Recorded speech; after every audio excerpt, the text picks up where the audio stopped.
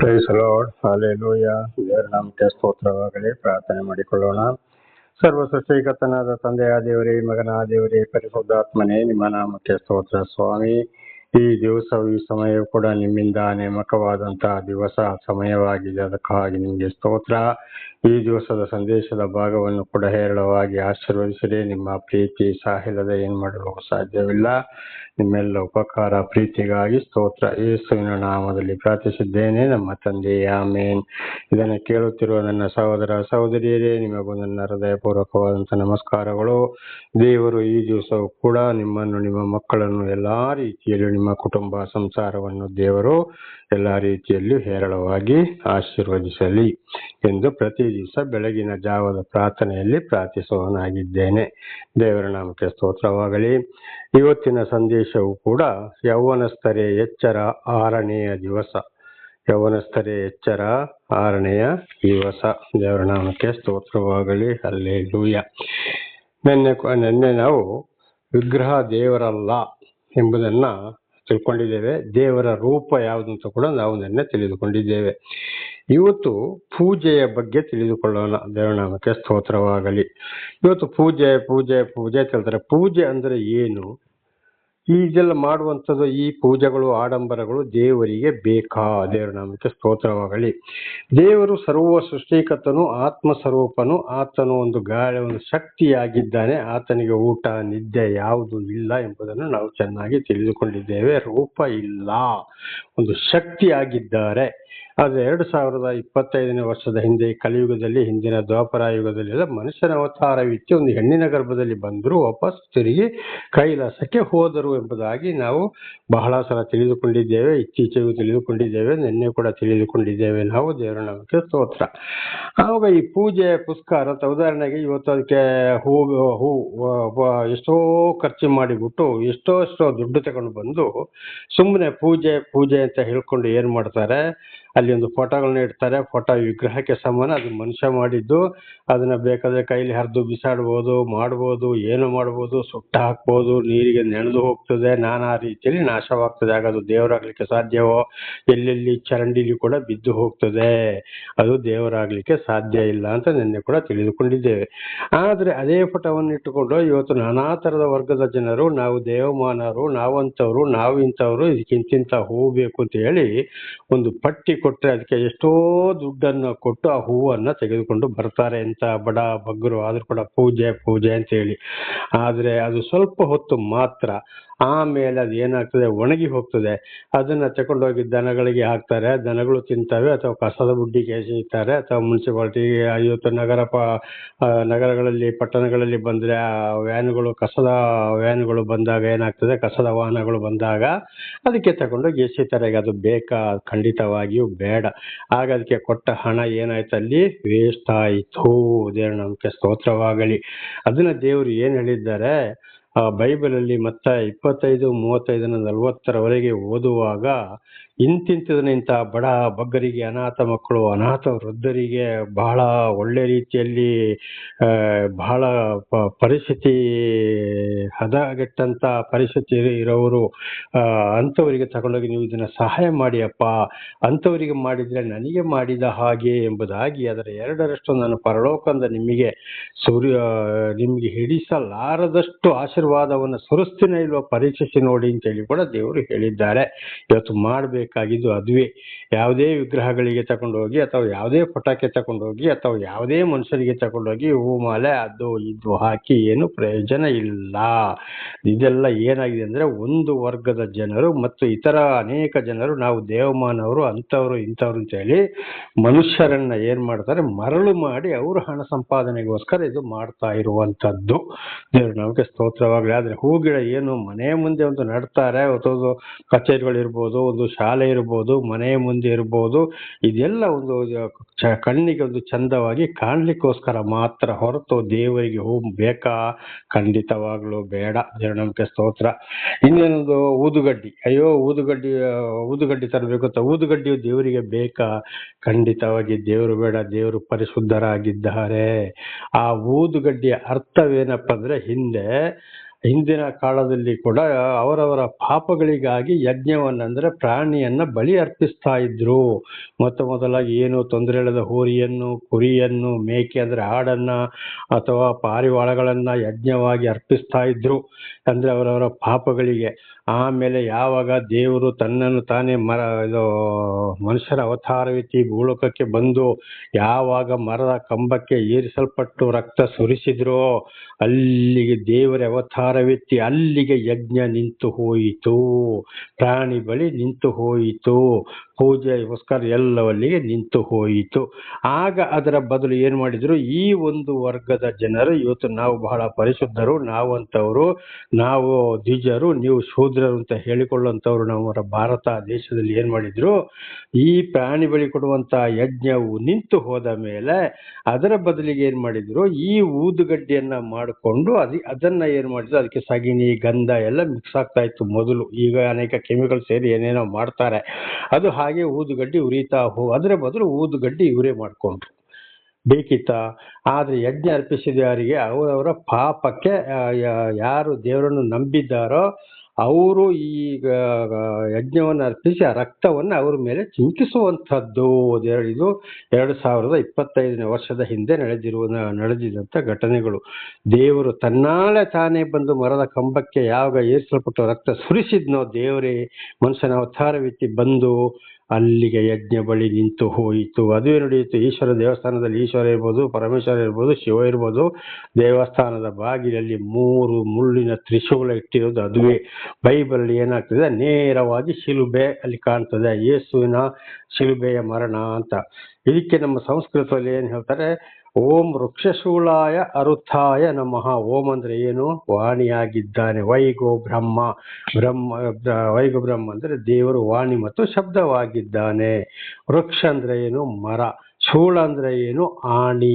ಅರುಥಾಯ ಅಂದ್ರೆ ಜಡಿಯಲ್ಪಟ್ಟವನು ಅಂತ. ಓಂ ವೃಕ್ಷಶೂಲಾಯ ಅರುಥಾಯ ನಮಃ. ಓ ದೇವರೇ, ನಮಗಾಗಿ ನಿನ್ನನ್ನು ನೀನೇ ಮರದ ಕಂಬಕ್ಕೆ ಸಮರ್ಪಿಸಿದಾತನೇ ನಿನಗೆ ಸ್ತೋತ್ರ ಅಂತ. ಇದು ಸಂಸ್ಕೃತ. ಇಲ್ಲಿ ಬೈಬಲ್ ಏನಿದೆ, ಯೇಸುವಿನ ಶಿಲುಬೆಯ ಮರಣ. ಅದು ಈಗಿನ ಕಲಿಯುಗದಲ್ಲಿ, ಹಿಂದೆ ಕೂಡ ನಾವು ತಿಳ್ಕೊಂಡಿದ್ದೇವೆ, ಮನುಷ್ಯನ ಅವತಾರವೆತ್ತಿ ಹೊರದೇಶದಲ್ಲಿ, ಅದು ಇಸ್ರೇಲ್ ದೇಶದಲ್ಲಿ ಈ ಘಟನೆಗಳು ನಡೆಯಿತು ಕಲಿಯುಗದಲ್ಲಿ. ನಮ್ಮ ಸಂಸ್ಕೃತದಲ್ಲಿ ಹೀಗಿದೆ, ಬೈಬಲಲ್ಲಿ ಹೀಗಿದೆ. ದೇವರ ನಾಮಕ್ಕೆ ಸ್ತೋತ್ರವಾಗಲಿ, ಹಲ್ಲೆಲೂಯಾ. ಆಗ ಅಲ್ಲಿಗೆ ಏನಾಯ್ತು, ಈ ಊದುಗಡ್ಡಿ ಬರಲು ಕಾರಣ ಅದುವೇ ಆಯಿತು. ಆಮೇಲೆ ಇನ್ನೊಂದು ಏನಾಯ್ತು, ಅಲ್ಲಿ ವಿಭೂತಿ 3 ನಾಮವನ್ನ ಎಳ್ಕೊಳ್ತು.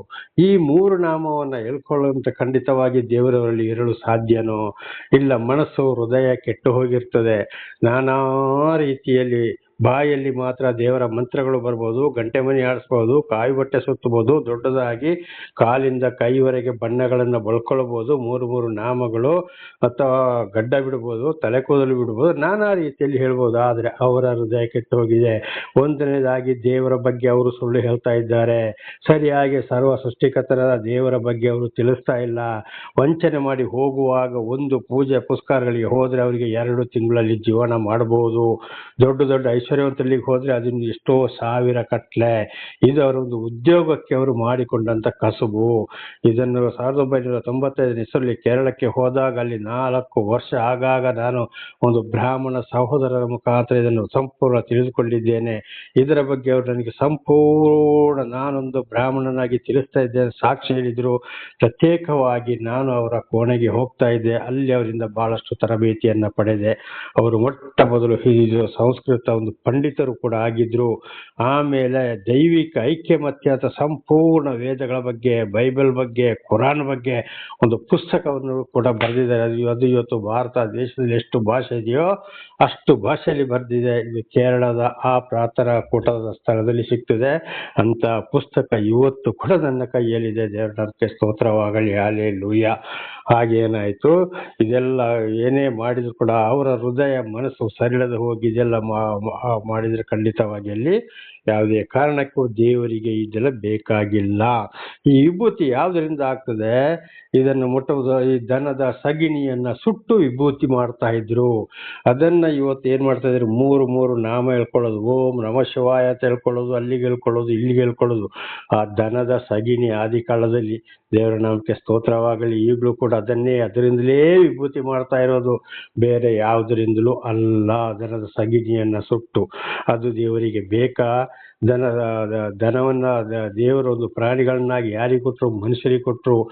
ಸಗಿಣಿಗೆ ಹಾಲು, ಮಜ್ಜಿಗೆ, ಮೊಸರಿಗಾಗಿ, ಆಮೇಲೆ ಎತ್ತುಗಳು ರೈತರಿಗೆ ಹೊಲ ಉಳಕ್ಕೋಸ್ಕರ ದೇವರು ಇದನ್ನ ಮನುಷ್ಯರಿಗೆ ಪ್ರಾಣಿಯಾಗಿ ಕೊಟ್ಟಿದ್ದು ಹೊರತು ಅದರ ಸಗಿಣಿಯನ್ನು ವಿಭೂತಿ ಮಾಡಿ ನೀವು ಹೇಳ್ಕೊಳ್ಳಿ, ನಾನು ನಿಮ್ಮನ್ನು ಆಶೀರ್ವದಿಸ್ತಾ ಇರ್ತೀನಿ, ದೇವರು ಎಲ್ಲಿ ಹೇಳಿಲ್ಲ. ಅದು ಕಾರಣ ಯಾಕೆಂದ್ರೆ ಯಾವಾಗ ಪ್ರಾಣಿ ಬಳಿ ನಿಂತು ಹೋಯಿತೋ ಅದಕ್ಕೆ ಈ ರೀತಿ ಇದನ್ನ ವಿಭೂತಿಯನ್ನು ಕೂಡ ಮಾಡಿಕೊಂಡ್ರು. ಚೆನ್ನಾಗಿ ಅರ್ಥ ಮಾಡಿಕೊಳ್ಬೇಕು ಅದನ್ನ ಸಹೋದರ ಸಹೋದರಿಯರೇ. ಇದು ಗೊತ್ತಿದ್ದು ಒಂದು ವರ್ಗದ ಜನರು ಇವತ್ತು ನಮ್ಮನ್ನು ಭಾರತ ದೇಶವನ್ನ ಜನರನ್ನ ಮೂಢನಂಬಿಕೆಗೆ ಇಳ್ಕೊಂಡು ಹೋಗುತ್ತಲೇ ಇದ್ದಾರೆ. ಗಂಟೆ ಮಣಿ ಆರಿಸಿಕೊಂಡು ನಾವು ದ್ವಿಜರು, ನೀವು ಶೂದ್ರರು ಅಂತ ಹೇಳಿಕೊಂಡು, ಖಂಡಿತವಾಗಿ ಅವರು ಕೂಡ ದ್ವಿಜರಾಗ್ಲಿಕ್ಕೆ ಸಾಧ್ಯವೇ ಇಲ್ಲ. ದ್ವಿಜರು ಅಂತ ಹೇಳಿದ್ರೆ ಅದರ ಅರ್ಥವೇ ಬೇರೆ ಇದೆ. ದೇವರ ನಾಮಕ್ಕೆ ಸ್ತೋತ್ರವಾಗಲಿ, ಹಲ್ಲೆಲೂಯಾ.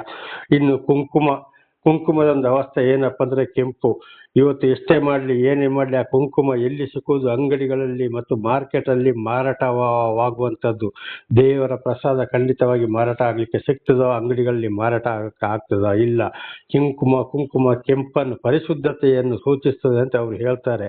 ಇದರ ಅರ್ಥ ಏನಪ್ಪ ಅಂದ್ರೆ, ಮೊದಲು ಅದೇ ಪ್ರಾಣಿ ಬಲಿಯನ್ನ ಅವರವರ ಪಾಪಗಳಿಗಾಗಿ ಒಂದು ಊರಲ್ಲಿ ಒಂದು ಹೋರಿಯನ್ನ, ಏನು ಒಂದು ಕೊರತೆ ಇಲ್ಲದ ದನದ ಹೋರಿ ಅಂದ್ರೆ ಕರುವನ್ನ, ಎತ್ತಿನ ಕರುವನ್ನ ಅದನ್ನ ಕುಯ್ದು ಬಿಟ್ಟು ರಕ್ತವನ್ನ ಯಾರು ದೇವರನ್ನು ನಂಬಿದ್ದಾರೋ, ಪ್ರತಿಜ್ಞೆ ಮಾಡಿದಾರೋ ಅವರ ಮೇಲೆ ಚಿಂತಿಸುವಂಥದ್ದು. ಯಾವುದು? ಅದರ ರಕ್ತ ಅಂದ್ರೆ ಅವ್ರನ್ನ ಪರಿಶುದ್ಧ ಮಾಡುವಂಥದ್ದು, ಪಾಪದಿಂದ ನಿವಾರಣೆ ಮಾಡುವಂಥದ್ದು ಅಂತ. ಅಲ್ಲಿಂದ ಪ್ರಾಣಿ ಬಳಿ ಯಾವಾಗ ದೇವರು ಈ ಮರದ ಕಂಬಕ್ಕೆ ಸಮರ್ಪಿಸಿ ರಕ್ತವನ್ನು ಸುರಿಸಿದ್ರೋ ಅಲ್ಲಿಗೆ ಪ್ರಾಣಿ ಬಳಿ ನಿಂತು ಹೋಯಿತು. ದೇವರ ನಾಮಕ್ಕೆ ಸ್ತೋತ್ರವಾಗಲಿ, ಹಲ್ಲೆಲೂಯಾ.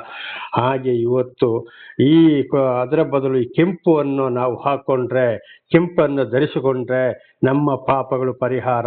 ಅದಕ್ಕಾಗಿ ಕುಂಕುಮ ಅಂತ ಹೇಳ್ತಾರೆ ಇವರು. ಇದನ್ನ ಹಾಕಿ ದೇವರ ಪ್ರಸಾದ. ಖಂಡಿತವಾಗಿ ದೇವರ ಮಾತಿಗೆ ನಾವು ವಿಧೇಯರಾಗದೆ ಹೋದ್ರೆ, ನಮ್ಮ ಮನಸ್ಸು, ಹೃದಯ, ನಡೆ, ನುಡಿ, ಕ್ರಿಯೆಗಳನ್ನ ನಾವು ಸರಿ ಮಾಡಿಕೊಳ್ಳದೆ ಹೋದ್ರೆ, ಈ ಕುಂಕುಮವನ್ನು ಹಾಕಿದ್ರೆ ಪಾಪ ಪರಿಹಾರ ಆಗ್ತದೋ? ಅನೇಕರು ಇವತ್ತು, ಉದಾಹರಣೆಗೆ ನಾನೇ ದೇವಸ್ಥಾನ, ಪೂಜೆ, ಪುಷ್ಕರದನ್ನ ಸಾಕ್ಷಿಯನ್ನು ಕೂಡ ಹಿಂದೆ ಹೇಳಿದ್ದೇನೆ. ಎಷ್ಟೋ ದುಡ್ಡು ಖರ್ಚು ಮಾಡಿ ಆಯ್ತು, ಎಂತೆಂಥೋ ಪೂಜೆ ಆಯ್ತು, ಎಂತೆಂಥೋ ಪ್ರಸಾದ ಆಯ್ತು, ಎಂತೆಂಥೋ ದೇವಮಾನವರ ಹತ್ರ ಹೋಗಿ ಆಯ್ತು, ಎಂತೆಂಥೋ ದೇವಸ್ಥಾನಕ್ಕೆ ಹೋಗಿ ಆಯ್ತು, ಪಾಪ ಪರಿಹಾರ ಬಿಡುಗಡೆ ಆಯ್ತಾ? ಇಲ್ಲ. ದೇವರು ಹೇಳಿದ ಮಾತು, ನಿಜವಾದ ದೇವರು ಯಾರು ಅಂತ ಕೇಳಿದಾಗ, ದೇವರನ್ನೇ ತಿಳಿಪಡಿಸಿದಾಗ ದೇವರನ್ನೇ ಮಾರ್ಪಡಿಸಿದ್ರು. ಆಮೇಲೆ ಇದೆಲ್ಲ ನೋಡುವಾಗ ಖಂಡಿತವಾಗಿ ಇದ್ರ ಯಾವುದರಿಂದ ಪಾಪ ಪರಿಹಾರ ಸಾಧ್ಯವಾಗುವುದೇ ಇಲ್ಲ. ಅದಕ್ಕೆ ನೋಡಿ, ಇವತ್ತು ಅನೇಕರು ಎಷ್ಟೆಷ್ಟೋ ಖರ್ಚು ಮಾಡಿಕೊಂಡು ಎಲ್ಲೆಲ್ಲೋ ಟೂರ್ ಹೋಗ್ತಾರೆ, ಎಷ್ಟೆಷ್ಟೋ ದೇವಸ್ಥಾನಗಳಿಗೆ ಹೋಗ್ತಾರೆ, ಎಂತೆಂಥೋ ಪ್ರಸಾದವನ್ನ ತರ್ತಾರೆ, ಎಂತೆಂಥೋ ಕುಂಕುಮಗಳನ್ನ ಹಾಕ್ತಾರೆ. ಖಂಡಿತವಾಗಿ ಬಿಡುಗಡೆ ಆಗ್ಲಿಕ್ಕೆ ಸಾಧ್ಯ ಇದೆಯೋ? ಇಲ್ಲ. ಹೇಳ್ತಾರೆ ನೋಡಿ, ಅಯ್ಯೋ ನನಗೆ ಅಲ್ಲಿ ಹೋಗಿ ಅಷ್ಟ ಆಯ್ತು, ಇಲ್ಲಿ ಹೋಗಿ ಇಷ್ಟ ಆಯ್ತು, ಏನು ಪ್ರಯೋಜನ ಆಗ್ಲಿಲ್ಲಪ್ಪ, ಇದೆಲ್ಲ ವೇಸ್ಟ್ ಅಪ್ಪ, ಇನ್ನು ಸಾಯೋದೇ ಲೇಸಪ್ಪ ಅಂತ ಹೇಳ್ಕೊಂಡು ಅನೇಕರು ಪ್ರಾಣವನ್ನು ಕೂಡ ಕಳ್ಕೊಳ್ತಾರೆ. ಕಾರಣ ಇದೆಲ್ಲ ಆಡಂಬರ, ಸರಿಯಾಗಿ ತಿಳಿಸದೇ ಇರುವಂತದ್ದು, ದೇವರ ಮಾತನ್ನ ಸರಿಯಾಗಿ ಹಿರಿಯರು ತಿಳಿಸಿದಾಗಲೂ ಕೇಳದೆ ಇರುವಂತದ್ದು. ಆದ್ದರಿಂದ ಈ ಕುಂಕುಮದ ಪರಿಸ್ಥಿತಿ ಇದುವೇ ಆಗಿದೆ. ಇನ್ನೊಂದು ವಿಷಯ ಏನಪ್ಪ ಅಂದ್ರೆ ಅರಿಶಿನ. ಈ ಅರಿಶಿನ ಏಕೇನಂದ್ರೆ ಮನುಷ್ಯನ ಚರ್ಮವನ್ನ ಶುದ್ಧೀಕರಿಸುವಂಥದ್ದು. ದೇವರ ನಾಮಕ್ಕೆ ಸ್ತೋತ್ರವಾಗಲಿ, ಹಲ್ಲೆಲೂಯಾ. ಇದೀಗ ನೋಡಿ, ಮದುವೆ ಆಗುವಾಗಲೂ ಕೂಡ, ಉದಾಹರಣೆಗೆ ನಮ್ಮ ಗೌಡ ಪದ್ಧತಿಯಲ್ಲಿ ಕೂಡ ಏನಾಗ್ತಾರೆ, ಹುಡುಗಿಗೆ ಅರಿಶಿನವನ್ನ ಎಣ್ಣೆಯಲ್ಲಿ ಮಿಕ್ಸ್ ಮಾಡಿ ಉಜ್ಜುತ್ತಾರೆ, ಆಮೇಲೆ ಬಿಸಿ ನೀರಲ್ಲಿ ಸ್ನಾನ ಮಾಡಿಸ್ತಾರೆ. ದೇವರ ನಾಮಕ್ಕೆ ಸ್ತೋತ್ರವಾಗಲಿ. ಅದು ಮನುಷ್ಯನ ಚರ್ಮವನ್ನ ಶುದ್ಧೀಕರಿಸುವಂಥದ್ದು. ಅದು ದೇವರ ಪ್ರಸಾದ ಅಲ್ಲವೇ ಅಲ್ಲ. ದೇವರ ನಾಮಕ್ಕೆ ಸ್ತೋತ್ರವಾಗಲಿ. ಇದು ಕೂಡ ಒಂದು ಮೂಢನಂಬಿಕೆ. ಆಮೇಲೆ ಇನ್ನೊಂದು ವಿಷಯ, ಮಹತ್ತಾದ ವಿಷಯ, ತೆಂಗಿನಕಾಯಿ ಕೊಡಿ, ದೇವರಿಗೆ ಕೊಡು, ದೇವರಿಗೆ ಕಾಯಿ ಕೊಡು, ದೇವರು ಇಲ್ಲಿವರೆಗೆ ತೆಂಗಿನಕಾಯಿ ಕೊಡುವಂತ ಯಾವ ದೇವರಲ್ಲ, ದೇವರೊಬ್ಬನೇ. ದೇವರು ಕೇಳಿದ್ದಾರ? ಸರ್ವ ಸೃಷ್ಟಿಕರ್ತನಾದ ದೇವರು ಇಲ್ಲ. ಅಥವಾ ದೇವರು ಏನಾದರೂ ಹಿಂದೆ ಕೂಡ ತೆಂಗಿನಕಾಯಿಯನ್ನು ತಿಂದಿದ್ದಾರಾ? ಇಲ್ಲ. ಇನ್ನು ಮುಂದೆ ತಿನ್ನೋರು ಆಗಿದ್ದಾರಾ? ಇಲ್ಲ. ಆದ್ರೆ ತೆಂಗಿನಕಾಯಿ ಏನಪ್ಪ ಅಂದ್ರೆ ಪರಲೋಕವನ್ನ, ವೈಕುಂಠವನ್ನ ಸೂಚಿಸ್ತದೆ, ಕೈಲಾಸವನ್ನ ಸೂಚಿಸ್ತದೆ. ನೋಡಿ, ಆ ತೆಂಗಿನಕಾಯಿಯ ಮೇಲೆ 3 ಕಣ್ಣುಗಳಿವೆ. ಅದು ಪರಲೋಕ. ತೆಂಗಿನಕಾಯಿ ವಂಶ ಪರಲೋಕದಿಂದಲೇ ಭೂಲೋಕಕ್ಕೆ ಇಳಿದು ಬಂದಂಥದ್ದು. ಆ 3 ಕಣ್ಣು ಯಾವುದನ್ನು ಸೂಚಿಸ್ತದೆ? ಬೈಬಲಲ್ಲಿ ತಂದೆ, ಮಗ, ಪರಿಶುದ್ಧಾತ್ಮ, ತ್ರಿಯೇಕ ದೇವರನ್ನ ಸೂಚಿಸ್ತದೆ. ನಮ್ಮ ಸಂಸ್ಕೃತದಲ್ಲಿ ಬ್ರಹ್ಮ, ವಿಷ್ಣು, ಮಹೇಶ್ವರ ಅಂತೇಳಿ 3 ಕಣ್ಣನ್ನು ಅದು ಸೂಚಿಸ್ತದೆ. ಅದು ತೆಂಗಿನಕಾಯಿಯ ಮೇಲೆ ಇರುವಂತದ್ದು. ಅಂದ್ರೆ ಅದು ಪರಲೋಕವನ್ನ ಸೂಚಿಸ್ತದೆ. ಈ ಮೂರು ಕಣ್ಣುಗಳು ಅಂದ್ರೆ ತ್ರಿಯೇಕ ದೇವರು ಎಲ್ಲಿದ್ದಾನೆ? ಪರಲೋಕದಲ್ಲಿದ್ದಾನೆ ಅಂತ ದೇವರ ನಮಗೆ ಸ್ತೋತ್ರ. ಆಗ ಈ ತೆಂಗಿನಕಾಯಿ ಅರ್ಥ ಏನಪ್ಪ ಅಂದ್ರೆ, ನೋಡಿ, ಆ ಚಿಪ್ಪು ಇದೆ, ಚಿಪ್ಪೊಳಗೆ ಕಾಯಿ ಇದೆ, ಅದರೊಳಗೆ ನೀರಿದೆ. ಅದು ಪರಲೋಕದ ನೀರನ್ನ ಸೂಚಿಸ್ತದೆ. ಅದ್ರ ಅರ್ಥ ಏನಪ್ಪಾ ಅಂದ್ರೆ, ಒಡೆದು ಯಾಕೆ ಇಡ್ತಾರೆ ಅಂದ್ರೆ, ನೋಡು, ಈ ತೆಂಗಿನಕಾಯಿ ಒಳಗಡೆ ಹೇಗೆ ಶುದ್ಧವಾಗಿರ್ತದೋ ಹಾಗೆ ನಿಮ್ಮ ಹೃದಯವನ್ನ ಶುದ್ಧವಾಗಿಟ್ಟುಕೊಳ್ಳಿ. ಅದರೊಳಗೆ ಏನಾದ್ರೂ ಒಂದು ಕಪ್ಪು ಚುಕ್ಕಿ ಏನಾದ್ರೂ ಇರ್ತದ? ಇಲ್ಲ. ಅದಕ್ಕೆ ಅದನ್ನು ಹೊಡೆಯುವಂಥದ್ದು. ಅಂದ್ರೆ ನಾವು ಕೂಡ ಪರಲೋಕದ ತ್ರಿಯೇಕ ದೇವರನ್ನು, ಸರ್ವ ಸೃಷ್ಟಿಕರ್ತ ದೇವರ ಆಶೀರ್ವಾದವನ್ನು ಪಡ್ಕೊಳ್ಬೇಕಾದ್ರೆ ತೆಂಗಿನಕಾಯಿ ಒಳಗಡೆ ಹೇಗೆ ಶುದ್ಧವಾಗಿರ್ತದೋ ಅದೇ ರೀತಿ ನೀವು ಕೂಡ ಶುದ್ಧರಾಗಿರಿ. ನಿಮ್ಮ ಹೃದಯವನ್ನ ಶುದ್ಧ ಮಾಡಿಕೊಳ್ಳಿರಿ. ಹೀಗೆ ನೀವು ಇರಬೇಕು ಅಂತ ತೆಂಗಿನಕಾಯಿ ಸೂಚಿಸುವಂತದ್ದು. ದೇವರ ನಾಮಕ್ಕೆ ಸ್ತೋತ್ರವಾಗಲಿ. ಅದರೊಳಗಿರುವ ನೀರು ಏನಾಗ್ತದೆ? ತಿಳಿ ನೀರು. ಪರಲೋಕ ನೀರು ಅಷ್ಟು ಶುದ್ಧ. ಅಂತ ಒಂದು ಪರಿಶುದ್ಧತೆ. ನೀವು ಕೂಡ ಅದರಾಗಿ ಶುದ್ಧವಾಗಿರಿ ಅಂತ ಈ ತೆಂಗಿನಕಾಯಿ ಸೂಚಿಸುವಂತದ್ದು. ಹೊರತು ಅದು ಅದಕ್ಕೆ ಅಲ್ಲಿ ಒಡೆದು ಇರ್ತಾರೆ ಹೊರತು ತೆಂಗಿನಕಾಯಿಯನ್ನು ಸೂಚಿಸುವಂತದ್ದು ಅದರಂತೆ ಶುದ್ಧರಾಗಿರಿ ಅಂತೇಳಿ. ಇವತ್ತೇನ್ ಮಾಡ್ತೇವೆ? ದೇವರಿಗೆ ಕಾಯಿ ಕೊಡಿ, ದೇವರಿಗೆ ಕಾಯಿ ಕೊಡಿ, ದೇವರಿಗೆ ಕಾಯಿ ಕೊಡಿ. ದೇವ್ರು ತಿಂದಿದ್ದಾನ? ಕೊಡು ಅಂತ ಕೇಳಿದಾನ? ಇಲ್ಲ. ಅದು ಪರಲೋಕವನ್ನ ಸೂಚಿಸುವಂತದ್ದು. ದೇವರ ನಾಮಕ್ಕೆ ಸ್ತೋತ್ರವಾಗಲಿ. ಆಮೇಲೆ ಇನ್ನೊಂದು ವಿಷಯ ಏನಪ್ಪಾ ಅಂದ್ರೆ, ಬಾಳೆಹಣ್ಣು ದೇವ್ರು ಕೊಡು ಅಂತ ಕೇಳಿದಾನ? ದೇವ್ರು ತಿಂದಿದಾನ? ಇಲ್ಲ. ಆ ಬಾಳೆಹಣ್ಣು ಏನಂದ್ರೆ, ಅದನ್ನು ಕೂಡ ನೋಡಿ, ಸಿಪ್ಪೆಯನ್ನ ತೆಗೆದು ಬಿಸಾಡುವಂಥದ್ದು, ಹಣ್ಣನ್ನ ತಿನ್ನುವಂಥದ್ದು. ಹಾಗೆ ನಮ್ಮ ಜೀವಿತಕ್ಕೂ ಕೂಡ ಬೇಡದಂತದನ್ನ ನಾವು ತೆಗೆದು ಎಸಿಬೇಕು, ಬೇಕಾದನ್ನ ಮಾತ್ರ ನಾವು ಸೇವಿಸಿಕೊಳ್ಳಬೇಕು ಅಂತ ಇದರ ಅರ್ಥವಾಗಿದೆ. ಬಾಳೆಹಣ್ಣು ಅದು ಕೂಡ ದೇವರಿಗೆ ಬೇಡವೇ ಬೇಡ. ದೇವರ ನಮಗೆ ಸ್ತೋತ್ರವಾಗಲಿ. ಬೇಡದನ್ನ ತೆಗೆದು ಬಿಸಾಡಬೇಕು, ಬೇಕಾಗಿದ್ದನ್ನ ಮಾತ್ರ ನಾವು ಉಪಯೋಗಿಸಿಕೊಳ್ಳಬೇಕು. ಅಂದ್ರೆ ಅವಳ ನಡೆ, ನುಡಿ, ಕ್ರಿಯೆ, ಪ್ರತಿ ಒಂದು ಕೆಲಸ ಕಾರ್ಯ, ಮನುಷ್ಯರಲ್ಲಿ ಕೂಡ ಇಂಥ ದುಷ್ಟರನ್ನ, ಅನೀತಿವಂತರನ್ನ, ಮೋಸ ಮಾಡೋರನ್ನ ದೂರ ಇಡಬೇಕು. ಒಳ್ಳೆಯವರನ್ನು ಮಾತ್ರ ಸೇರಿಸಿಕೊಳ್ಳಬೇಕು. ಕೆಟ್ಟ ಮಾತುಗಳನ್ನು ಸೇರಿಸಿಕೊಳ್ಬಾರ್ದು. ಒಳ್ಳೆ ಮಾತನ್ನ ಮಾತ್ರ ಸೇರಿಸಿಕೊಳ್ಬೇಕು. ತಿನ್ನೋ ವಸ್ತುಗಳಿಗೆ ಕೂಡ ಬೇಡದನ್ನ ಮುಟ್ಟಬಾರದು. ದೇವರು ಹೇಳಿದಂತ ವಸ್ತುನ ಮಾತ್ರ ಮುಟ್ಕೊಳ್ಬೇಕು ಅಂತ ಈ ಬಾಳೆಹಣ್ಣು ಅದನ್ನೇ ಸೂಚಿಸುವಂತದ್ದು. ದೇವರ ನಾಮಕ್ಕೆ ಸ್ತೋತ್ರವಾಗಲಿ. ಆ ಬಾಳೆಗೊನೆ ಒಂದು ಕುಟುಂಬವನ್ನೇ ಸೂಚಿಸ್ತದೆ. ಅಂದ್ರೆ ಒಂದೇ ಕುಟುಂಬವಾಗಿ ನೀವು ಹೀಗೆ ಜೀವಿಸಿ ಅಂತ ಒಂದು ಕುಟುಂಬದ ಒಂದು ಅರ್ಥವನ್ನು ಕೂಡ ಬಾಳೆಹಣ್ಣು ಸೂಚಿಸ್ತದೆ. ಅದು ಮನುಷ್ಯರಿಗಾಗಿ ದೇವರು ಕೊಟ್ಟಂತ ಒಂದು ಹಣ್ಣು. ಅದು ಹಣ್ಣಾಗಿದೆ. ದೇವರ ನಮಗೆ ಸ್ತೋತ್ರವಾಗಲಿ. ಹಲ್ಲೆಲೂಯಾ. ಹಾಗೆ ಇನ್ನೊಂದು ವಿಷಯಗಳು ಏನಪ್ಪಾ ಅಂದ್ರೆ, ಇವತ್ತು ಮನುಷ್ಯರು ನಾನಾ ರೀತಿ ನಾವು ಯಾರನ್ನ ನಂಬಬೇಕು? ದೇವರನ್ನೇ ನಂಬಬೇಕು ಹೊರತು ನಾವು ಮನುಷ್ಯರನ್ನ ನಂಬುವಂಥದ್ದು ಅಲ್ಲ. ಆದ್ರಿಂದ ಈ ವಿಷಯಗಳು ಇವತ್ತು ದೇವರೊಂದು ಪೂಜೆ ಪುರಸ್ಕಾರದ ವಿಷಯಗಳನ್ನ ನಾವು ಏನ್ ಮಾಡಿದ್ದೇವೆ ಅಲ್ಲಿ ನಾವು ತಿಳಿದುಕೊಂಡಿದ್ದೇವೆ. ಇನ್ನೊಂದು ಅನೇಕ ವಿಷಯಗಳು ಇನ್ನೊಬ್ಬೊಬ್ರು ಏನು ಹೇಳ್ತಾರಪ್ಪ ಅಂದ್ರೆ, ಇಲ್ಲಿ ದೇವರಿಗೆ ಜ್ಯೋತಿ ಇಡು, ದೇವರಿಗೆ ದೀಪ ಇಡು, ದೇವರಿಗೆ ದೀಪ ಹಚ್ಚು ಅಂತೇಳಿ. ದೇವರಿಗೆ ದೀಪ ಬೇಕಾ? ದೇವರು ಕಣ್ಣು ಕಾಣದ ಕುರುಡನ? ಸರ್ವವನ್ನ ಸೃಷ್ಟಿ ಮಾಡಿ ಇಟ್ಟಿದ್ದಾರೆ.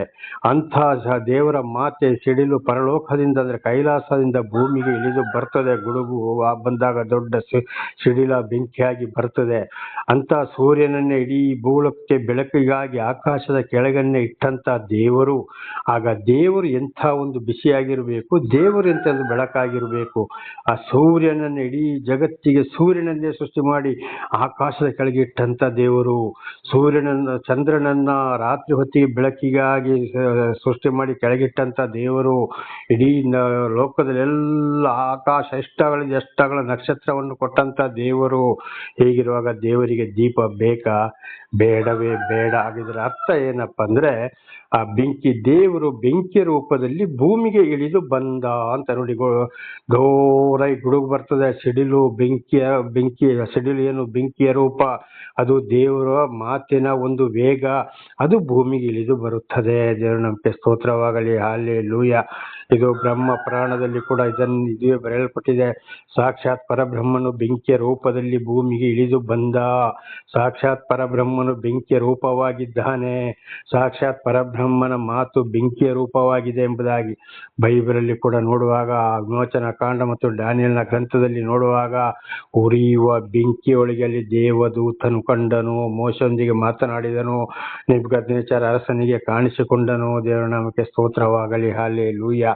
ಹಾಗೆ ಇದು ದೀಪ ಏನಾಗಿದೆ, ಬೆಂಕಿಯ ರೂಪದಲ್ಲಿ ದೇವರು ಭೂಮಿಗೆ ಬಂದ ಅಂದ್ರೆ ದೇವರು ಬೆಳಕಾಗಿದ್ದಾನೆ ಅಂತ ಇದರ ಒಂದು ಅರ್ಥವಾಗಿದೆ, ಹೊರತು ದೀಪ ಬೆಳಕಲ್ಲ.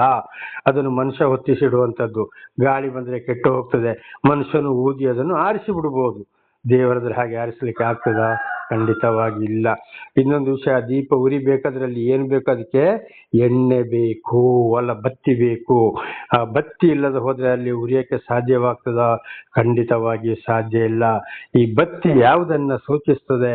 ಮನುಷ್ಯರನ್ನ ಸೂಚಿಸ್ತದೆ. ಬೆಂಕಿ ದೀಪದಲ್ಲಿ ಯಾವ ರೀತಿ ಉರಿಬೇಕು ಬೆಂಕಿ ಬತ್ತಿಯಲ್ಲಿ, ಅದೇ ರೀತಿ ನಾವು ನಮ್ಮ ಶರೀರದಲ್ಲಿ ದೇವರು ನಮಗೆ ದರ್ಶನ ಕೊಟ್ಟ ಮೇಲೆ ನಾವು ಬೆಳಕಾಗಿ ಮಾರ್ಪಡಬೇಕು, ದೇವರ ಆಶೀರ್ವಾದವನ್ನ ಪಡೆದುಕೊಳ್ಳಬೇಕು ಅಂತೇಳಿ. ಹಾಗೆ ಇವತ್ತು ದೀಪ ಉರಿಬೇಕಾದ್ರೆ ಬತ್ತಿ ಬೇಕಾಗ್ತದೆ. ಆ ಬತ್ತಿ ಉರಿಬೇಕಾದ್ರಲ್ಲಿ ಏನ್ ಬೇಕು? ಎಣ್ಣೆ ಬೇಕು. ಎಣ್ಣೆ ಇಲ್ಲದ್ರೆ ಬತ್ತಿ ಉರಿತದ? ದೀಪ ಬೆಳಕು ಬರ್ತದ? ಸಾಧ್ಯವಿಲ್ಲ. ಈ ಎಣ್ಣೆ ಯಾವುದನ್ನ ಸೂಚಿಸ್ತದೆ? ದೇವರ ವರ, ಪವಿತ್ರಾತ್ಮರ ವರವನ್ನ, ಪರಮಾತ್ಮನ ವರವನ್ನ, ಸರ್ವ ಸೃಷ್ಟಿಕರ್ತ ದೇವದ ವರವನ್ನ ಸೂಚಿಸ್ತದೆ. ಆ ಎಣ್ಣೆಯನ್ನ ಬತ್ತಿ ಹೀರಿಕೊಳ್ಳದ ಹೋದ್ರೆ ಬತ್ತಿ ಉರಿಯುವುದಿಲ್ಲ. ಹಾಗೆ ಇವತ್ತು ದೇವರು ನಮಗೆ ದರ್ಶನ ಕೊಟ್ಟ ಮೇಲೆ, ಸರ್ವ ಸೃಷ್ಟಿಕರ್ತನಾದ ಒಬ್ಬರೇ ದೇವರು, ದೇವರನ್ನ ತಿಳಿಯಪಡಿಸಿದ ಮೇಲೆ, ಪಡಿಸ್ತಾ ಇರುವಾಗ ಅವರ ಮಾತುಗಳನ್ನ ನಾವು ನಮ್ಮ ಜೀವಿತದಲ್ಲಿ ಅಳವಡಿಸಿಕೊಂಡ್ರೆ ಮಾತ್ರ ಈ ಎಣ್ಣೆಯನ್ನ ಹೀರಿಕೊಂಡು, ಬತ್ತಿ ಹೀರಿಕೊಂಡು ಬೆಳಕಾಗಿ ಯಾವ ರೀತಿ ಮಾರ್ಪಡ್ತದೋ ಹಾಗೆ ಮಾತ್ರ ನಾವು ಮಾರ್ಪಡಲು ಸಾಧ್ಯ. ಇಲ್ಲದ್ರೆ ಖಂಡಿತವಾಗಿ ಕತ್ತಲೆ ಕೋಣೆಯಲ್ಲಿದ್ದ ಹಾಗೆ ಇರ್ಬೇಕಾಗ್ತದೆ. ಆಯ್ತು, ಇನ್ನೀಗ ನೋಡುವಾಗ ಅಲ್ಲಿ ಎಣ್ಣೆ, ಇದು ಬತ್ತಿ ಆಯ್ತು, ಎಣ್ಣೆ ಆಯ್ತು. ಇದು ಉರಿಬೇಕಾದ್ರಲ್ಲಿ ಏನ್ ಬೇಕಲ್ಲಿ? ಒಂದು ಪಾತ್ರೆ ಬೇಕು. ಬರೀ ಹಾಗೆ ಉರಕ್ಕೆ ಆಗ್ತದ? ಸಣ್ಣದಾಗ್ಲಿ ದೊಡ್ಡದಾಗ್ಲಿ ಆ ಪಾತ್ರೆಗೆ ಇದು ಎಣ್ಣೆ ಹೊಯ್ಯೋದು, ಎಣ್ಣೆಗೆ ಒಂದು ಬತ್ತಿ ಇಡುವಂಥದ್ದು, ಅಲ್ಲಿ ಬೆಂಕಿ ಕೊಡುವಂಥದ್ದು. ಈ ಪಾತ್ರೆಯೇ ನಮ್ಮ ಶರೀರವೂ ಕೂಡ ಆಗಿದೆ. ದೇವರ ನಮಗೆ ಸ್ತೋತ್ರ. ಹಾಗಿದ್ರೆ ಅರ್ಥ ಅಲ್ಲಿ ಏನ್ ಬೇಕು? ನಮ್ಮ ಜೀವಿತದಲ್ಲಿ ಕೂಡ ಈ ಪಾತ್ರೆ, ಎಣ್ಣೆ, ಬತ್ತಿ ಇದ್ದು ಅದು ಯಾವಾಗ ಉರಿತದ ಹಾಗೆ ನಮ್ಮ ಜೀವಿತದಲ್ಲಿ ಕೂಡ ನಾವು ದೇವರ ವಾಕ್ಯವನ್ನ ನಮ್ಮ ಜೀವಿತಕ್ಕೆ ಅಳವಡಿಸಿಕೊಂಡು ನಾವು ಜೀವಿಸಬೇಕಾಗ್ತದೆ. ಹಾಗಾದ್ರೆ ಮಾತ್ರ ನಾವು ನಮಗೆ ದೇವರ ಆಶೀರ್ವಾದ ಅಂತ ಇದರ ಅರ್ಥ ಸೂಚಿಸ್ತದೆ. ಅದಕ್ಕೆ ಹೇಳೋದಲ್ಲಿ ದೀಪ, ಬತ್ತಿ ಅಂದ್ರೆ ದೀಪಕ್ಕೆ ಏನ್ ಬೇಕಲ್ಲಿ? ಬತ್ತಿ, ಎಣ್ಣೆ, ಪಾತ್ರೆ 3 ಬೇಕು. ಹಾಗೆ ಆಗ ಎಣ್ಣೆ ಏನಾಗ್ತದೆ? ಮೂಲ ಕಾರಣ ಅದಕ್ಕೆ ಬೇಕಾಗಿರೋದು ಎಲ್ಲವೂ ಸೇರಿ ಅಲ್ಲಿ ದೀಪ ಹಚ್ಚುವಂಥದ್ದು. ಹಾಗೆ ತಂದೆ, ಮಗ, ಪರಿಶುದ್ಧಾತ್ಮ, ಬ್ರಹ್ಮ, ವಿಷ್ಣು, ಮಹೇಶ್ವರ, ಈ ಅರ್ಥವನ್ನ ಅದು ಸೂಚಿಸ್ತದೆ. ನಾವು ಒಂದು ಪಾತ್ರೆ, ದೇವರ ವಾಕ್ಯವನ್ನ ಅಂದ್ರೆ ಎಣ್ಣೆಯನ್ನ ನಮ್ಮ ಜೀವಿತ ಕೇಂದ್ರ ವಾಕ್ಯವನ್ನ ಅಳವಡಿಸಿಕೊಂಡು ಈ ಬತ್ತಿ ಹಾಗೆ ನಾವು ಉರಿದ್ರೆ ಮಾತ್ರ ನಾವು ಬೆಳಕಾಗಿ ಜೀವಿಸಬಹುದು, ದೇವರ ಆಶೀರ್ವಾದವನ್ನ ಪಡೆದುಕೊಳ್ಳಬಹುದು. ದೀಪ ಇವತ್ತು ಇತರರಿಗೆ ಬೆಳಕು ಕೊಟ್ಟ ಹಾಗೆ ನಾವು ಕೂಡ ಬೆಳಕು ಕೊಡಬಹುದು ಅಂತ ನಮ್ಮ ಜೀವಿತ ಕೂಡ ಸರಿ ಹೋಗಬಹುದು ಅಂತ ಇದರ ಅರ್ಥವಾಗಿದೆ. ಉದಾಹರಣೆಗೆ ಇವತ್ತು ಕರೆಂಟ್ ಬಲ್ಬ್ಗಳನ್ನೇ ತಗೊಳ್ಳಿ. ಕರೆಂಟ್ ಇಲ್ಲದ ಹೋದ್ರೆ ಖಂಡಿತವಾಗಿ ಏನಾಗ್ತದೆ? ಕತ್ತಲೆ ಆಗ್ತದೆ. ಆದ್ರೆ ಆ ಕರೆಂಟ್ ಎಲ್ಲಿ ಉತ್ಪತ್ತಿ ಆಗ್ತದೆ? ಎಲ್ಲಿಯೋ ಉತ್ಪತ್ತಿಯಾಗಿ ಒಂದು ವೈರ್ ಮೂಲಕ ಬಂದು ಎಲ್ಲಿಯೋ ನಮಗೆ ಬೆಳಕನ್ನ ಕೊಡುವಂಥದ್ದು. ದೇವರ ನಮಗೆ ಸ್ತೋತ್ರ. ಹಾಗೆ ಇವತ್ತು ನಮ್ಮ ದೇವರು ಏನಾಗಿದ್ದಾರೆ? 2 ಆತ್ಮಗಳು, ತಂದೆ ಮತ್ತು ಮಗ ಅಂದ್ರೆ ಬ್ರಹ್ಮ, ವಿಷ್ಣು, ಪರಲೋಕದಲ್ಲಿ ಅಂದ್ರೆ ಕೈಲಾಸದಲ್ಲಿ ಇರುವಂತದ್ದು. 3ನೇ ಆತ್ಮವೇ ಮಗ. ಮಗ ಅಂದ್ರೆ ಪರಿಶುದ್ಧಾತ್ಮ, ಅಂದ್ರೆ ಪರಮಾತ್ಮ, ಅಂದ್ರೆ ಮಹೇಶ್ವರ. ಬೈಬಲಲ್ಲಿ ಯೇಸು ಕ್ರಿಸ್ತ ಅಂತ ಹೇಳ್ತದೆ. ಅವರು ಇವತ್ತು ಏನ್ ಮಾಡ್ತಾರೆ? ಅವರು ತಂದೆ ಮತ್ತು ಮಗ 2 ಆತ್ಮ ಅಲ್ಲೇ ಇದೆ. 3ನೇ ಆತ್ಮ ಪವಿತ್ರ ಆತ್ಮ ಅಂದ್ರೆ ಬ್ರಹ್ಮ ವಿಷ್ಣು ಮಹೇಶ್ವರ, ಇಲ್ಲಿ ಯೇಸು ಕ್ರಿಸ್ತ ಅವರೇ ಪರಮಾತ್ಮನಾಗಿದ್ದಾರೆ. ಆ ಮೂರನೇ ಆತ್ಮ ನಮ್ಮನ್ನು ಇವತ್ತು ಇಲ್ಲಿ ನಡೆಸ್ತಾ ಇರುವಂತದ್ದು. ದೇವರ ನಮಗೆ ಸ್ತೋತ್ರ. ಅವರು ನಮ್ಮ ಜೀವಿತದಲ್ಲಿ ಇಲ್ಲದ ಹೋದ್ರೆ ಅನೇಕ ಪಾಪಗಳು, ಕಷ್ಟ, ಸಂಕಟದಲ್ಲಿಂದ ನಮ್ಮನ್ನು ಬಿಡುಗಡೆ ಆಗಲು ಸಾಧ್ಯವೇ ಇಲ್ಲ. ಇತರರಿಗೆ ನಾವು ಬೆಳಕು ಕೊಡಲು ಸಾಧ್ಯವಿಲ್ಲ. ದೇವರ ಆಶೀರ್ವಾದವನ್ನು ಪಡೆದುಕೊಳ್ಳಲು ಕೂಡ ನಾವು ಸಾಧ್ಯವೇ ಇಲ್ಲ. ಹಾಗೆ ಇವತ್ತು ಕರೆಂಟ್ ಬಲ್ಬ್ ಕೂಡ ಎಲ್ಲಿಯೋ ಉತ್ಪತ್ತಿಯಾಗಿ ವೈರ್ ಮೂಲಕ ಬಂದು ಆ ಕರೆಂಟು ಕಣ್ಣಿಗೆ ಕಾಣದೆ ಬಂದು ನಮಗೆ ಹೇಗೆ ಬೆಳಕು ಕೊಡ್ತದೋ ಹಾಗೆ ಪರಲೋಕದ ತಂದೆಯಾದ ದೇವರು ಇವತ್ತು ದೇವರ ಮೂರನೇ ಆತ್ಮದ ಮೂಲಕ ನಮ್ಮನ್ನು ಇಲ್ಲಿ ನಡೆಸುವವರಾಗಿದ್ದಾರೆ. ಅವರೇ ಅನೇಕ ಪಾಪಗಳಿಂದ ಬಿಡುಗಡೆ ಮಾಡುವಂತದ್ದು. ಇನ್ನೊಬ್ಬರಿಗೆ ಬೆಳಕಾಗಿ ಜೀವಿಸಿರಿ ಅಂತ ದೇವರ ನಮಗೆ ಸ್ತೋತ್ರವಾಗಲಿ. ಹಲ್ಲೆಲೂಯಾ. ಇನ್ನೊಬ್ಬರಿಗೆ ನಾವು ಏನಾಗಬೇಕು? ಬೆಳಕಾಗಬೇಕು. ಕತ್ತಲೆ ಕೋಣೆಯಲ್ಲಿ ಹೇಗೆ ನಮ್ಮನ್ನು ವಿದ್ಯುತ್ ಶಕ್ತಿ ಬಲ್ಬ್ ಬೆಳಗಿಸ್ತದೋ, ಈ ದೀಪ ಬೆಳಕನ್ನು ಕೊಡ್ತದೋ, ಅದೇ ರೀತಿ ನಮ್ಮ ಜೀವಿತ ಕೂಡ ಮಾರ್ಪಾಡಾಗಬೇಕು ಅಂತ ಹೇಳುವಂಥದ್ದು. ಈ ಬತ್ತಿ ಇದು ದೀಪವು ಇದನ್ನು ಸೂಚಿಸ್ತದೆ. ಕರೆಂಟ್ ಬಲ್ಬ್ ಕೂಡ ಇದನ್ನೇ ಸೂಚಿಸುವಂಥದ್ದು. ಅದ್ರೊಳಗೆ ದೇವರಿಗೆ ದೀಪ ಇಡು, ದೇವರಿಗೆ ದೀಪ ಇಡು, ಜ್ಯೋತಿ ಹಚ್ಚು, ಜ್ಯೋತಿ ಹಚ್ಚು, ದೇವರು ಕಣ್ಣು ಕಾಣದ ಕುರುಡನ ಅಲ್ಲ ನನ್ನ ಸಹೋದರ ಸಹೋದರಿಯರು ನೋಡಿ ಈ ವಿಷಯವಾಗಿದೆ. ದೇವರ ನಾಮಕ್ಕೆ ಸ್ತೋತ್ರವಾಗಲಿ. ಹಲ್ಲೆಲೂಯಾ. ಇನ್ನೊಂದು ವಿಷಯ ಏನಪ್ಪ ಅಂದ್ರೆ, ಅದರಲ್ಲಿ ವಿಗ್ರಹದ ಬಗ್ಗೆ ಮಾತಾಡಕ್ಕೆ ನೋಡಕ್ ಹೋದ್ರೆ ಪ್ರಾಣಿ ಬಲಿಯ ಬಗ್ಗೆ ದೇವರು ನಮಗೆ ಸ್ತೋತ್ರ. ದೇವರು ಖಂಡಿತವಾಗಿ ಆಗ್ಲಿದೆ ನಾವು ತಿಳ್ಕೊಂಡಿದ್ದೇವೆ. ಇವತ್ತು ನನಗೆ ಹೋರಿ ರಕ್ತವನ್ನು ಕೊಡು, ಹೋರಿಯ ಮಾಂಸವನ್ನು ಕೊಡು ಅಂತ ಕೇಳಿದಾರ. ಮೇಕೆ ಅಂದ್ರೆ ಆಡನ್ನು ರಕ್ತ ಕೊಡು, ಮಾಂಸ ಕೊಡು ಅಂತ ಕೇಳಿದಾರ. ದೇವರು ತಿಂತಾರ ಅದನ್ನು ರಕ್ತವನ್ನು ಕೊಡಿದಾದರೆ, ತಿನ್ನುವುದಾದರೆ ಅದೆಂತ ದೇವರಾಗಿದ್ದಾರೆ. ಅದೇ ರೀತಿ ಕುರಿವಾಳ, ಇದು ಕುರಿಯದ್ದು, ಅದರ ಬಗ್ಗೆ ಪಾರಿವಾಳ, ಇದೆಲ್ಲವನ್ನ ಹೋಗ್ಲಿ. ಇನ್ನು ಅನೇಕರು ಏನು ಕಡಲೆ ಹಿಟ್ಟು ನೈವೇದ್ಯ, ಅಕ್ಕಿ ಹಿಟ್ಟು ನೈವೇದ್ಯ, ಏನೆಲ್ಲ ಹಬ್ಬಗಳು ಬಂದಾಗ ಲಡ್ಡು ಮಾಡ್ತಾರೆ, ಹೋಳಿಗೆ ಮಾಡ್ತಾರೆ, ಬೋಂಡಗಳನ್ನ ಮಾಡ್ತಾರೆ, ತಗೊಂಡೋಗಿ ತಿನ್ನು ತಿನ್ನು ಅಂತೇಳಿ ಆ ವಿಗ್ರಹದ ಮುಂದೆ ಇಡ್ತಾರೆ. ಅದು ಏನಾದರೂ ತಿಂತದಲ್ಲಿ ಸುಮ್ಮನೆ ಇಡೋದು, ಬರೋದು, ವಾಪಸ್ ತಗೊಂಡು ಬಂದು ತಿನ್ನೋದು ಯಾರು? ಇವರೇ ಆಗಿದ್ದಾರೆ, ಮನುಷ್ಯರೇ. ಅದು ಏನಾದರೂ ತಿಂತದೋ ಅಲ್ಲ, ತಿಂದ ಉದಾಹರಣೆ ಇದೆಯೋ? ಯಾವುದು ಇಲ್ಲ. ಆದ್ರೆ ಪ್ರಾಣಿ ಅವರವರ ಪಾಪಕ್ಕಾಗಿ ಪರಿಹಾರ. ಆದ್ರೆ ದೇವರೇ ಯಾವಾಗ ಮನುಷ್ಯನ ಅವತಾರವೆತ್ತಿ ಬಂದು ಈ ಮರದ ಕಂಬಕ್ಕೆ ಏರಿಸಿ ರಕ್ತವನ್ನು ಸುರಿಸಿದಿರೋ ಪರಿಶುದ್ಧನಾದ ದೇವರು, ಸರ್ವ ಸೃಷ್ಟಿಕರ್ತನಾದ ದೇವರು, ಅಲ್ಲಿಗೆ ಪ್ರಾಣಿ ಬಳಿ ನಿಂತು ಹೋಯಿತು. ಈಗ ಏನಪ್ಪ ಅಂದ್ರೆ, ದೇವರು ನಮಗೆ ದರ್ಶನ ಕೊಟ್ಟ ಮೇಲೆ, ಅಂದರೆ ಯಾರ ಮುಖಾಂತರ ತಿಳಿಯಪಡಿಸಬೇಕು, ಅಲ್ಲಿ ಸತ್ಯವನ್ನು ತಿಳಿಸಿದಾಗ, ನಮ್ಮ ಪಾಪಗಳು ನಮಗೆ ಅರ್ಥವಾಗುವಾಗ, ಅಂದ್ರೆ ದೇವರೇ ಅದನ್ನು ತಿಳಿಸುವಾಗ, ಅದಕ್ಕೆ ವಾಕ್ಯಕ್ಕೆ ಸರಿಯಾಗಿ ಕೆಟ್ಟದನ್ನ ಬಿಟ್ಟು ಒಳ್ಳೆಯದನ್ನ ಹಿಡ್ಕೊಂಡು ದೇವರ ವಾಕ್ಯಕ್ಕೆ ವಿಧೇಯರಾಗಿ ಜೀವಿಸುವುದೇ ಇವತ್ತು ಪಾಪ ಪರಿಹಾರ. ಯಾವುದೇ ಪೂಜೆ ಪುರಸ್ಕಾರ, ಹಣ್ಣು ಹಂಪಲು, ಪ್ರಾಣಿ ಬಲಿ, ಪಕ್ಷಿ ಬಲಿ, ಯಾವುದೇ ಆ ತಿಂಡಿ ಈ ತಿಂಡಿ, ಆ ತಿನಸು ಈ ತಿನಸು ಬೇಕಾಗಿಲ್ಲ. ಇದೆಲ್ಲ ಒಂದು ವರ್ಗದ ಜನರು ಇವತ್ತು ಏನ್ ಮಾಡಿದ್ದಾರೆ? ಮೂಢನಂಬಿಕೆಗೆ ಭಾರತ ದೇಶವನ್ನ ನಡೆಸಿದ್ರು. ನಾವು ದ್ವಿಜರು, ನೀವು ಶೂದ್ರರು ತಿಳ್ಕೊಂಡು ಗಂಟೆ ಮನೆ ಆಡಿಸಿಕೊಂಡು ಏನೇನೋ ಮಾಡಿಕೊಂಡು ಅವರ ಒಂದು ಹೊಟ್ಟೆ ಪಾಡಿಗೋಸ್ಕರ ಇವತ್ತು ಇದನ್ನೇ ಕೂಡ ಒಂದು ಬ್ರಾಹ್ಮಣರಲ್ಲಿ ಕೂಡ, ನಾವು ಒಂದ್ಸಲ ಕೇರಳದಿಂದ ಮಂಗಳೂರಿಗೆ ಬರಬೇಕಾದ್ರೆ, ನಾನು ಮತ್ತೊಂದು ಸಹೋದರಿ ಒಂದು ಟ್ರೈನಲ್ಲಿ ಬರಬೇಕಾದ್ರೆ ಪಕ್ಕದಲ್ಲಿ ಒಂದು ಬ್ರಾಹ್ಮಣ ಸಿಕ್ಕಿದ್ರು. ಹೀಗೆ ಮಾತಾಡ್ತಾ ಮಾತಾಡ್ತಾ ವಿಷಯ ಇದ ಬಂತು. ಆವಾಗ ಯಾಕೆ ಈ ರೀತಿ ಎಲ್ಲ ಆಗ್ತಾ ಇಲ್ವಂತ ವಿಷಯವನ್ನು ಮಾತನಾಡಿದಾಗ ಅವರೊಂದು ಮಾತನ್ನ ಹೇಳಿದ್ರು ಆ ಬ್ರಾಹ್ಮಣರು. ನಾವು ಸತ್ಯವನ್ನ ಹೇಳಿದ್ರೆ ಗಂಟೆ ಮನೆ ಆಡಿಸುವ ಹಾಗೆ ಇಲ್ಲ ನಾವು ಅಂತೇಳಿ. ಆಗ ಯಾಕೆ ಇದನ್ನೆಲ್ಲ ನೀವು ಮುಚ್ಚಿಟ್ಟಿದ್ದೀರಿ, ತಪ್ಪಲ್ವಾ ಅಂತ ಕೇಳಿದಾಗ ಒಂದು ಮಾತನ್ನ ಹೇಳಿದ್ರು ಅವರು. ನಾವು ಇದು ನಮ್ಮ ಹಿರಿಯರು ನಮಗೆ ಜೀವನಕ್ಕೆ ಒಂದು ದಾರಿಯನ್ನ ತೋರಿಸಿಕೊಟ್ಟಿದ್ದಾರೆ, ಅದನ್ನ ನಾವು ಮಾಡ್ತಾ ಇದ್ದೇವೆ ಅಂತ ಹೇಳಿ. ದೇವರ ನಾಮಕ್ಕೆ ಸ್ತೋತ್ರವಾಗಲಿ. ನೋಡಿದ್ರೆ ಎಲ್ಲಿದೆ ವಿಷಯಗಳು? ದ್ವಿಜರು ಅಂತ ಒಂದು ಶಬ್ದವನ್ನಾಗಲಿ ನೋಡ್ಕೊಳ್ಳಿ. ದ್ವಿಜ ಅಂದ್ರೆ ಏನು? ದೇವರು ದರ್ಶನ ಕೊಟ್ಟ ಮೇಲೆ ದೇವರ ವಾಕ್ಯವನ್ನು ಸ್ವಯವರನ್ನು ಸಂಪೂರ್ಣವಾಗಿ ಅರ್ಥ ಮಾಡಿಕೊಂಡು, ಇನ್ನು ಮುಂದೆ ನಾನು ಈ ಲೋಕದ ವಿಷಯದಲ್ಲಿ ಜೀವಿಸದೆ ನಿಮ್ಮ ಮಾತಿನಂತೆ ಜೀವಿಸ್ತೇನೆ, ನಿಮ್ಮನ್ನು ಹಿಂಬಾಲಿಸ್ತೇನೆ ಅಂತೇಳಿ ಹರಿಯುವ ನೀರಲ್ಲಿ ನಿಂತು ಮುಳುಗಿ ಎದ್ದು ಪ್ರಮಾಣ ಮಾಡುವಂಥದ್ದೇ, ದೇವರಿಗೆ ಪ್ರಮಾಣ ಮಾಡುವಂಥದ್ದೇ ಗಂಗಾ ಸ್ನಾನ. ಅದುವೇ ಬೈಬಲಲ್ಲಿ ದೀಕ್ಷಾ ಸ್ಥಾನ ಅಂತ ಹೇಳುವಂಥದ್ದು. ಅದುವೇ ಪುನರ್ಜನ್ಮ. ಅಂದರೆ ದ್ವಿಜರು ಅಂದ್ರೆ ಎರಡನೇ ಜನ್ಮ ಅಂತ ಇದರ ಅರ್ಥ. ಆಗ ಏನು ಒಂದನೇ ಜನ್ಮ ಯಾವುದು? ತಂದೆ ತಾಯಿಯ ಹೊಟ್ಟೆಯಲ್ಲಿ ಹುಟ್ಟುವುದೇ ಒಂದನೇ ಜನ್ಮ. ಎರಡನೇ ಜನ್ಮ ಇಲ್ಲಿ ಹೊಸದಾಗಿ ನೀರಿನಲ್ಲಿ ನಿಂತು ಪ್ರಮಾಣ ಮಾಡಿ, ಇನ್ನು ಮುಂದೆ ನಾನು ಲೋಕದ ವಿಷಯದಲ್ಲಿ ಜೀವಿಸುವುದಿಲ್ಲ, ನಿನ್ನ ಮಾತಿನಂತೆ ನಾನು ಜೀವಿಸ್ತೇನೆ ಅಂತೇಳಿ ದೇವರಿಗೆ ಪ್ರಮಾಣ ಮಾಡುವ ಮಾಡುವಂಥದ್ದು. ಇದುವೇ ದ್ವಿಜರು. ಹಾಗೆ ಅದು ಸಂಸ್ಕೃತದಲ್ಲಿ ಬ್ರಹ್ಮನನ್ನು ಅರಿತವನು ಬ್ರಾಹ್ಮಣ ಅಂತ. ಬ್ರಹ್ಮ ಯಾರು? ಸರ್ವ ಸೃಷ್ಟಿಕರ್ತ. ವೈಗೋ ಬ್ರಹ್ಮ, ದೇವರು ವಾಣಿ ಮತ್ತು ಶಬ್ದವಾಗಿದ್ದಾನೆ ಅಂತ ಇದರ ಅರ್ಥವಾಗಿದೆ. ಆ ಬ್ರಹ್ಮನೇ ಇಲ್ಲಿ ಯೇಸು ಕ್ರಿಸ್ತನಾಗಿದ್ದಾನೆ, ಯೆಹೋವನಾಗಿದ್ದಾನೆ. ದೇವರ ನಾಮಕ್ಕೆ ಸ್ತೋತ್ರ. ಹಾಗೆ ಇದು ಹೊರದೇಶದಲ್ಲಿ ಏನಾಯಿತು? ಕ್ರಿಸ್ತನನ್ನು ಹಿಂಬಾಲಿಸುವವರು ಕ್ರಿಶ್ಚಿಯನ್ ಎಂಬುದಾಗಿ ಬಂದಿರೋದು ನೋಡಿ. ಇಲ್ಲಿ ಕ್ರಿಶ್ಚಿಯನ್ ಅಂದ್ರೆ ಬ್ರಾಹ್ಮಣರು ಅಂತ ಇದರ ಅರ್ಥ. ರಕ್ಷಕನಾದ ದೇವರನ್ನ ಹಿಂಬಾಲಿಸುವವರು ಅಂತ. ಯೇಸು ಅಂದ್ರೆ ಏನು? ತನ್ನ ಜನರನ್ನು ಪಾಪದಿಂದ ಬಿಡುಗಡೆ ಮಾಡುವವನು ಅಂತ, ಎಲ್ಲರನ್ನು ಅಲ್ಲ. ಹಾಗೆ ಇವತ್ತು ನೋಡಿ, ಇವತ್ತು ಉದಾಹರಣೆಗೆ ಎಲ್ಲರೂ ದೇವರ ಬಳಿಗೆ ಹೋದವರು, ಉದಾಹರಣೆಗೆ ಚರ್ಚಿಗೆ ಹೋದವರು ಎಲ್ಲರೂ ಪಾಪ ಪರಿಹಾರದಿಂದ, ಕಷ್ಟ ಸಂಕಟ ದುಃಖಗಳಿಂದ ಬಿಡುಗಡೆ ಆಗ್ಲಿಕ್ಕೆ ಆಗ್ತದೋ? ಸಾಕ್ಷಿ ನುಡಿಲಿಕ್ಕೆ ಸಾಧ್ಯವೋ? ಖಂಡಿತವಾಗ್ಲೂ ಇಲ್ಲ. ಇದುವೇ ನೋಡಿ ಇಲ್ಲಿ ವಿಷಯ ಇತ್ತು, ಅಲ್ಲಿ ಬಂದಿರುವಂತ ವಿಷಯಗಳು. ಹಾಗೆ ಪ್ರಾಣಿ ಬಲಿಯ ಬಗ್ಗೆ ಅಲ್ಲಿ ಖಂಡಿತವಾಗಿ ಯಾವುದು ಬೇಕಾಗಿಲ್ಲ, ದೇವರಿಗೆ ಇವತ್ತು ಕೂಡ ಬೇಕಾಗಿಲ್ಲ. ಇವತ್ತು ಅನೇಕರು ಒಂದೊಂದು ಕಡೆ ಒಂದೊಂದು ರೀತಿಯಲ್ಲಿ ಮಾಡ್ತಾರೆ. ಆದರೆ ಆದಿ ಕಾಲದಲ್ಲಿ ಒಂದು ಏನು ತೊಂದರೆ ಇಲ್ಲದ ಹೋರಿಯನ್ನು ಅಥವಾ ಮೇಕೆ ಅಂದರೆ ಆಡು ಅಥವಾ ಕುರಿ ಅಥವಾ ಪಾರಿವಾಳ ಹಕ್ಕಿ ಇದನ್ನೆಲ್ಲ ಬಲಿ ಕೊಡ್ತಾ ಇದ್ರು 2025 ವರ್ಷದ ಹಿಂದೆ.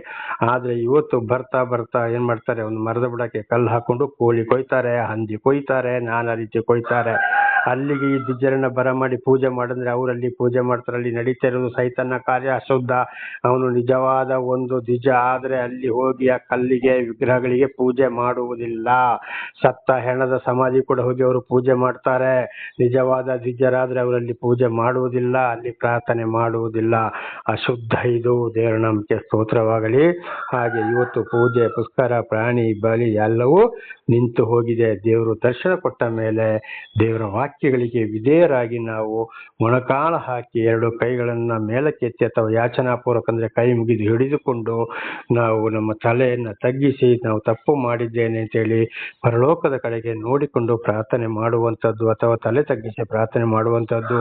ಸ್ತ್ರೀಯರಾದ್ರೆ ಮೈ ತುಂಬ ಬಟ್ಟೆಯನ್ನ ಹಾಕೊಂಡು ತಲೆ ಮೇಲೆ ಮುಸುಕು ಹಾಕೊಂಡು ಪ್ರಾರ್ಥಿಸುವಂಥದ್ದು. ಇದುವೇ ದೇವರನ್ನ ಹಿಂಬಾಲಿಸುವಂಥದ್ದು.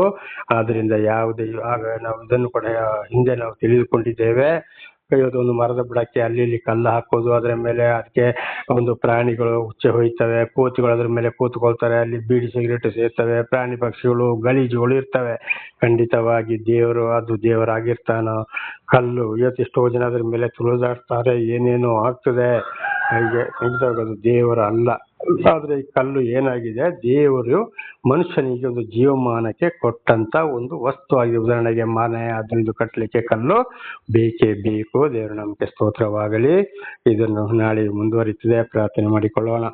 ಸರ್ವ ಸೃಷ್ಟಿಕರ್ತನ ತಂದೆಯ ದೇವರೇ, ಮಗನ ದೇವರೇ, ಪರಿಶುದ್ಧಾತ್ಮನೇ, ನಿಮ್ಮ ನಾಮಕ್ಕೆ ಸ್ತೋತ್ರ ಸ್ವಾಮಿ. ಇವತ್ತಿನ ಒಂದು ಈ ಸಂದೇಶವನ್ನು ಕೂಡ ನನ್ನ ಸಹೋದರ ಸಹೋದರಿಗೆ ನೀವು ತಿಳಿಯಪಡಿಸಿದಕ್ಕಾಗಿ ಸ್ತೋತ್ರ. ನಾನು ಕೂಡ ಹೆಚ್ಚೆಚ್ಚು ತಿಳಿದುಕೊಳ್ಳುವಂತೆ ಮಾಡಿದಕ್ಕಾಗಿ ಸ್ತೋತ್ರ. ಅವರು ಏನಾದರೂ ತಪ್ಪಿ ಹೋಗಿದ್ದರೆ ಸ್ವಾಮಿ ಅವರನ್ನು ನೀವು ಕ್ಷಮಿಸಿರಿ. ಮುಂದೆ ನಿಮ್ಮ ವಾಕ್ಯದಂತೆ ಜೀವಿಸುವವರಿಗೆ ಬೇಕಾದಂತೆ ವಿಶೇಷವಾದ ಶಾಂತಿ, ಸಮಾಧಾನ, ಜ್ಞಾನವನ್ನು ಕೊಟ್ಟು ಅನುಗ್ರಹಿಸಿರಿ. ಅವರ ಮಕ್ಕಳಿಗೂ ಅವರು ಇದನ್ನು ತಿಳಿಸಿ ನಿಮ್ಮ ಚಿತ್ತಾನುಸಾರ ಇತರರಿಗೆ ಯಾರ್ಯಾರಿಗೆ ಸಾಕ್ಷಿ ನುಡಿಯಬೇಕೋ ಆ ಸಾಕ್ಷಿ ನುಡಿಯುವಂತೆ ಅವರನ್ನು ಕೂಡ ಆಶೀರ್ವದಿಸಿರಿ. ನಿಮ್ಮ ಪ್ರೀತಿ ಸಹಾಯ ಇಲ್ಲದೆ ಏನೂ ಆಗಲು ಸಾಧ್ಯವಿಲ್ಲ ಸ್ವಾಮಿ. ನಿಮ್ಮೆಲ್ಲ ಉಪಕಾರಗಳಿಗಾಗಿ ಕೃತಜ್ಞತಾ ವಂದನೆಗಳು ಯೇಸುವಿನ ನಾಮದಲ್ಲಿ ಪ್ರಾರ್ಥಿಸಿದ್ದೇನೆ ನಮ್ಮ ತಂದೆಯೇ, ಆಮೇನ್. ಇದನ್ನು ಕೇಳುತ್ತಿರುವ ನನ್ನ ಸಹೋದರ ಸಹೋದರಿಯರೇ, ನಿಮಗೂ ನನ್ನ ಹೃದಯಪೂರ್ವಕವಾದಂತಹ ಧನ್ಯವಾದಗಳು.